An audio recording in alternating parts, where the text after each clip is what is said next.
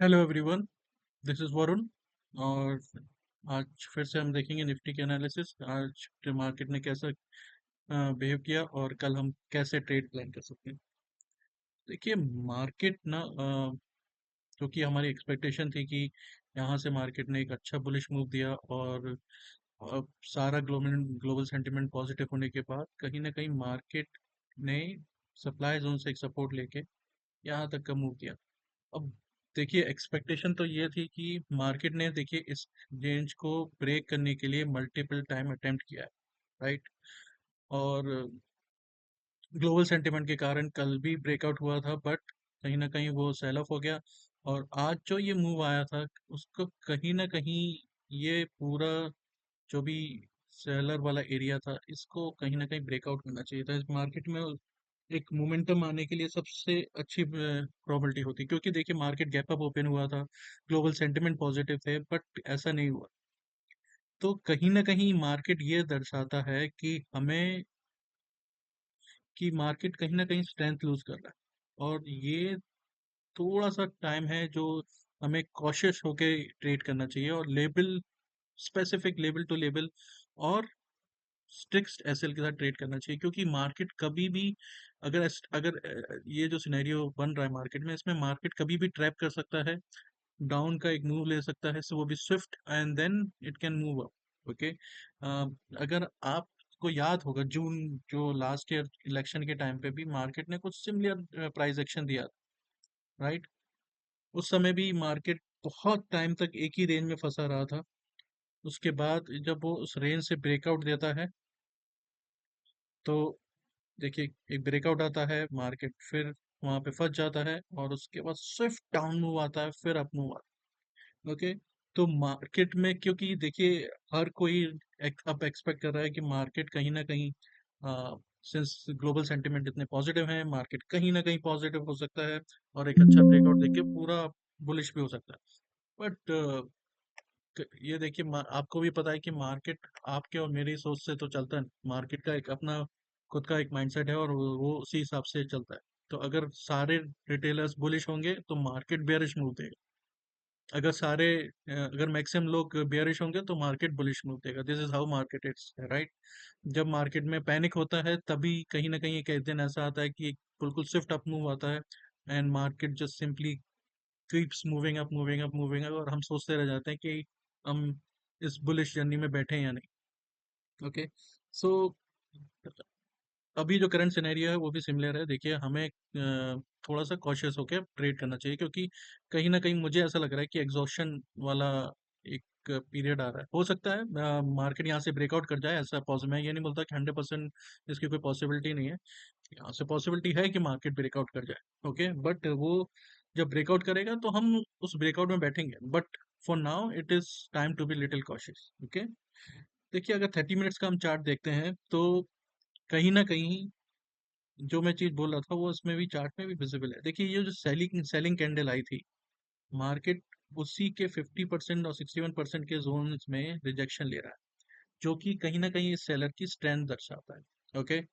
और बट उसके साथ एक अच्छी बात यह भी है कि मार्केट कहीं ना कहीं ये जो सप्लाई जोन था उसको अभी तक ऐसा, उसके नीचे कोई ब्रेकडाउन नहीं कर रहा है, या कहीं यहाँ से वीकनेस नहीं दिखा रहा है। तो market is trying to sustain this level, but उसके साथ मार्केट कहीं ना कहीं यहाँ से एक सेलिंग प्रेशर भी महसूस कर रहा है, ओके। तो और देखिए, मार्केट ने इस पोजीशन तक जाने के लिए भी मल्टीपल बेसिस बनाए। तो जब मार्केट ये बेस बना रहा था तो मार्केट को करंटली तो इस हिसाब से, इस ऐसा मूव देके इस हिसाब से प्राइस एक्शन दिखाना चाहिए, ओके। बट मार्केट में हमें कहीं ना कहीं थोड़ी सी अपर लेवल पे वीकनेस दिखी है, और जिसके कारण मैं ये बोल रहा हूँ कि मुझे ऐसा लगता है कि अब थोड़े से क्वेश्चन हो गया और लेवल टू लेवल ट्रेड करने की जरूरत है। देखिए, और एक चीज, और ये जो बेस बने हुए हैं, देखिए ये बेस हुआ, ये बेस हुआ, ये बेस हुआ, these are very important basis. Market अगर कल आपको इस बेस के नीचे ट्रेड करते हुए दिखे तो मैं कहीं ना कहीं बेयरिश ट्रेड लूंगा इस जोन तक के लिए, ओके। और अगर इस जोन को भी ब्रेक कर जाता है तो कहीं ना कहीं ये वाला जो जोन है मार्केट यहाँ पे, और फाइनली ये एक जोन है जो यहाँ पे मुझे लगता है कि मार्केट एक सपोर्ट ले सकता है। अगर उसके फर्दर भी होगा तो हम डेली आते हैं एनालिसिस के लिए और वी कैन सी कि मार्केट आगे क्या कर सकता है। बट करंटली ये जोन जो सबसे इम्पोर्टेंट है मुझे लगता है वो ये वाला जोन है और ये वाला लेवल।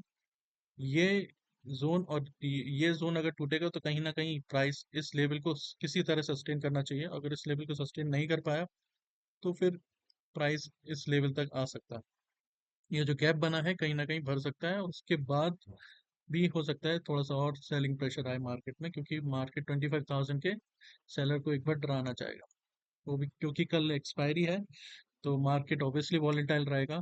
और या तो हो सकता है मार्केट एक रेंज में स्क्वीज कर जाए या एक एक्सट्रीम वॉलेटाइल मूव अपवर्ड या डाउनवर्ड दे दे। हो सकता है कल अपवर्ड ब्रेकआउट ब्रेकआउट भी हो, तो हम अगर अपवर्ड ब्रेकआउट होगा तो हम 300 का लेवल वेट करने का जरूर वेट करेंगे।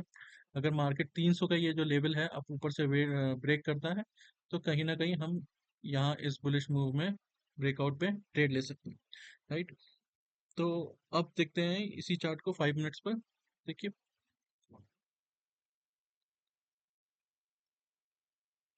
देखिए अगर आप 5 मिनट्स का चार्ट देखें तो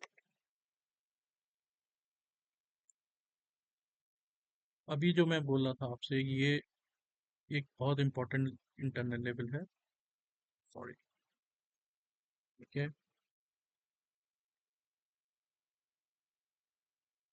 और ये जो इम्पोर्टेंट इंटरनल के लेवल के ऊपर मार्केट ने बेस बनाया है, ये बहुत इंपॉर्टेंट बेस है। और ये जो बेस है ये भी बहुत इंपॉर्टेंट है। तो मार्केट कल कैसे ओपन होता है, कहाँ ओपन होता है, ये देखना होगा। और उसके बाद मार्केट कैसे एक्ट करता है ये भी बहुत इंपॉर्टेंट है। तो कल के लिए तो मैं आपसे ये बोलूंगा कि अगर आपको सेम रेंज में मार्केट मिले तो we should just avoid trading, because market यहाँ चॉपी हो सकता है। राइट। अगर इस लेवल के ऊपर मार्केट ब्रेकआउट करने की कोशिश करता है तो हो सकता है मार्केट अपर लेवल पे एक बार इस रेंज से रिजेक्शन ले ले, क्योंकि स्लाइडली अप है। ओके। तो इसलिए मैं बोल रहा हूँ कि हो सकता है कल मार्केट ट्रैप करने की कोशिश करे ऊपर के लेवल से या नीचे के लेवल से। तो मैं आपको यही एडवाइस करूंगा कि 300 का लेवल जब ब्रेकआउट हो उसके ऊपर सस्टेन करे तब आप ऊपर का ट्रेड लीजिए। ओके।